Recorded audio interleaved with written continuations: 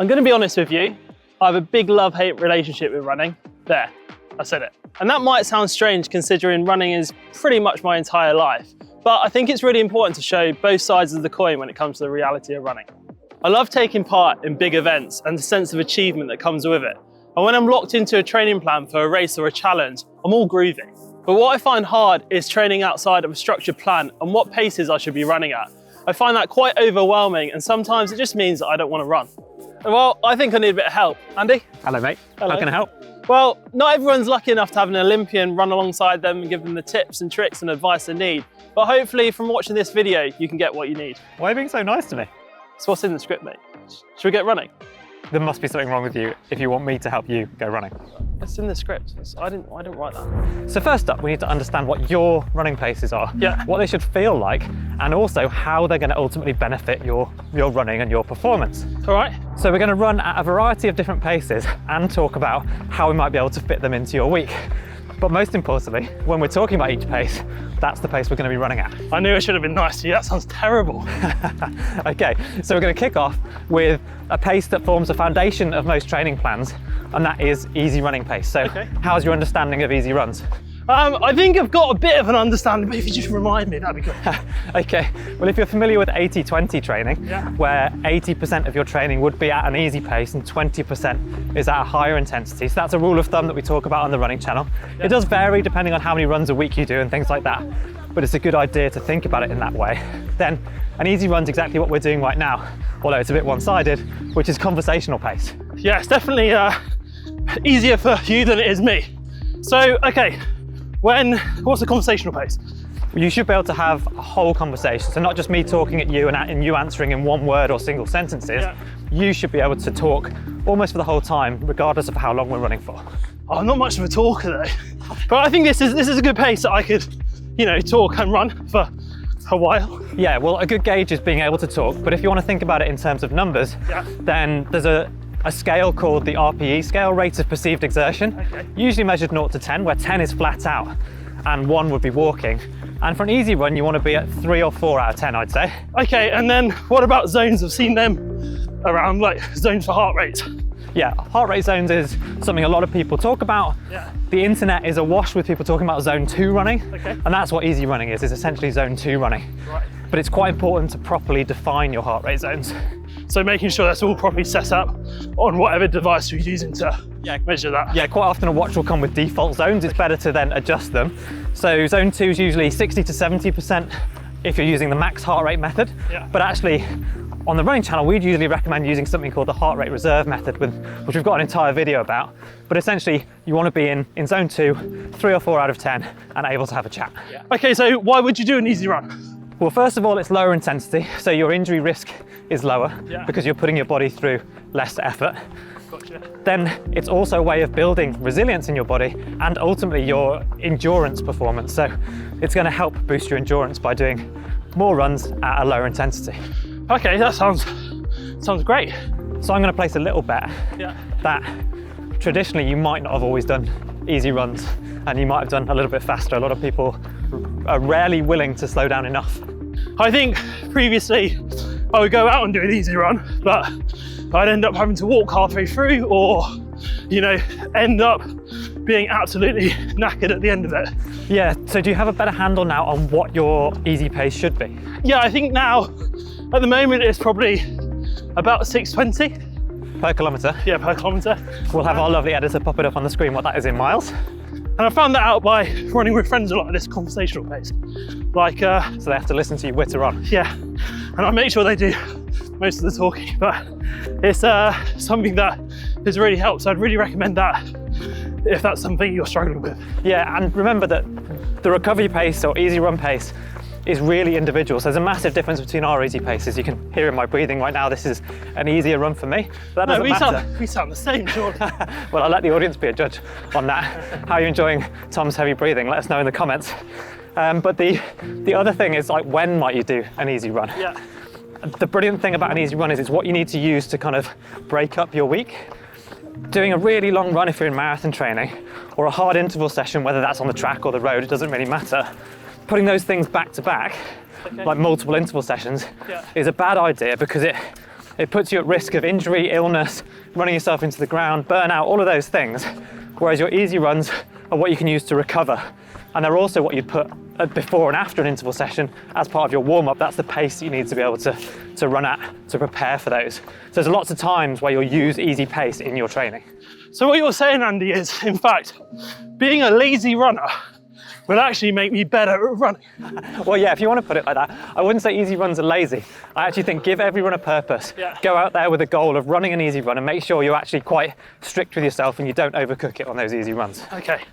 A sneaky tip to round off our chat about easy runs is that actually, I think a great way to get a tiny bit of speed work into your week is to add in strides at the end of an easy run. All right, we talk about this a lot, but what exactly is a stride? Okay, so at the end of the run, your easy run, you're going to be nice and warmed up. Yeah. So that lowers the risk of adding in a bit of intensity. It's also a way of squeezing into your week when you're busy. And I would say it's doing 4 100-meter efforts where you gradually accelerate over the first 4 or 5 seconds to end up at a kind of 9 out of 10 effort, and then gradually ease down and do 4 of those with a little bit of a recovery in between each one. Okay, so should we do one? You want to do a stride right now? Yeah, let's do it, let's go. Okay, let's go. Gradual acceleration, Tom, gradual acceleration.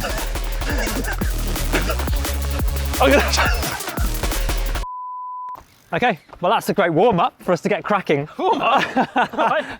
And I would actually recommend doing strides in your warm-up, so that's a good segue. But now we're going to talk about doing speed work. So you might do a warm-up, then some strides, and then go into some intervals, for example. We're not going to start with intervals yet. We're going to go through the different paces that you might call speed work.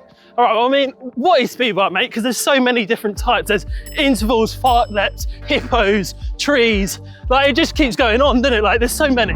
I don't remember hippos and trees. Probably one. But I do remember that I would have probably, in my pro career, thought about speed work as just my top end speed. But actually, when we're talking about it, speed work just means anything faster than those easy runs, really. Okay. So those are the paces that you go at that are above that 3 or 4 out of 10, and they all serve a different purpose. Right, and it means, and like, depending on where you are in your training plan, you'd have a different type of speed work suited to that week. It doesn't really matter what you're training for. It could be a 5K, it could be just for general fitness, or it could be a marathon. Speed work, so faster running, is going to play a role in helping you to develop extra strength. Also can improve your VO2 max, which ultimately helps with your endurance overall. And just having different kind of paces in your armory makes your race pace, whatever it is, feel that much easier, so it's really important. So we're going to start with tempo running. We've got to pick the pace up now from 3 or 4 out of 10 to 6 or 7 out of 10. Okay, all right. Remember my 6 or 7, yeah? Yeah, you're setting the pace. Fine. So we're going to do this for a couple of minutes, then have a little bit of a recovery so that you can talk to me. Okay. Tempo is something you could probably sustain for a longer run, so 30 minutes to 60 minutes. It's that 6 out of 10 effort. It should be a fully aerobic type of running. So you shouldn't be accumulating lactate. You should be working where you can breathe. You can say a few words in a short sentence. How's that feeling? Your breathing should be more or less under control, and you could be thinking that you could do this for that sort of sustained effort that I talked about. You have a lot of belief in what I feel like I can do, Andy. So obviously we're going through all the paces today, so I'm not going to make you run at tempo for an hour. Oh, you're nice. Now we're going to move on to threshold pace. Now a lot of people confuse these two things. So tempo and threshold, often people use those to mean the same thing, and they are very similar. But perhaps threshold, for me, it's probably a pace at which I could sustain that pace for about half an hour. Yeah. Maybe a little bit longer. But it's basically taking you right up to what's called your lactate threshold. So if you started to go any harder than that and push your heart rate above your lactate threshold, that's when your body can no longer clear out that lactate, which is the result of starting to work anaerobically. Okay. And you start to feel a little bit heavy-legged, you tire much more quickly. So threshold, you're going right up to, but not above that threshold. Right. And the best way to learn it is to do it in shorter intervals, so maybe 5 or 10 minute efforts at threshold. So we're going to go to 7 out of 10. Okay. So I'm not going to make you do 5 minutes, but let's just pick up gradually up to 7 out of 10. And you've got to learn how it feels. Okay. Well, it feels like something, mate. Okay, so when would you, while I struggle to speak, could you ask me this question? When would you fit in this type of speed work into your week? It depends on how many times a week you're trying to run. Yeah. If you're running 4 times a week, then I'd be talking about doing 1 easy run, 1 interval workout, 1 long run, and then the 4th run which would likely come between your interval workout and your long run, is probably another easy run or potentially a tempo or threshold. But you could just have that interval workout as being anything that's the one time a week where you do anything faster than kind of easy running. So that could be your one, it could be faster intervals we're going to talk about, it could be a sustained tempo run, or it could be different blocks of threshold, but that could be the one focus for the week, and it really depends on how many other runs you're trying to fit in. So the more runs you do, 5 or 6 for example, you've got more scope for both an interval session and a threshold run, because then you've got time to get the recovery in between with those recovery runs. Here's a question that I think a lot of people like me might feel is speed work just for speedy people, for people that are doing the sub 25Ks and all of that like you? No, is the short answer. Speed work's relative to your pace. So the point here is I speak to so many different people where they have one pace, and either it's because they just run all of their runs at a pace that's slightly too hard for them and don't realise that it would be okay to drop back the intensity and do proper easy runs like we've talked about, or they just don't realise that they can mechanically move quite a bit faster than they normally do. And so doing different types of things, strides is a great way of starting it because it forces your body into a totally different cadence and way of running. But then the way to progress that is through tempo, threshold, the intervals that we're about to come onto, because then that gives you this repertoire of paces to kind of dig into when you need them. And having a greater range of paces that you can operate at will make you stronger. It'll help you to practice good running form and stay nice and tall whilst running at speed. And then ultimately it should make those easier runs feel even easier.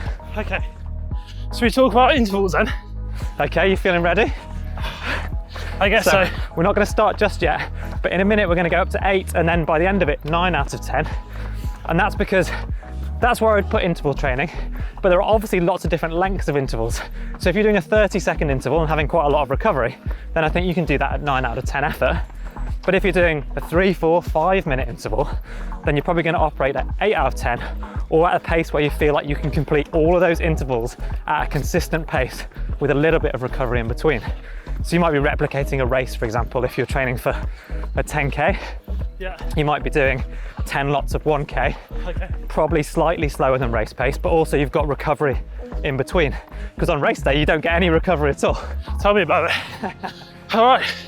Okay, yeah, let's do it. Ready? We're going to take this up. We're going to do 1 minute at 8 out of 10 effort. So we want to be noticeably quicker now than your threshold pace.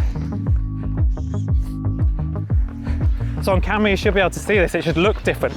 My stride looks different. Tom's stride definitely looks different. He's not able to talk, which I think is a benefit for everyone, right?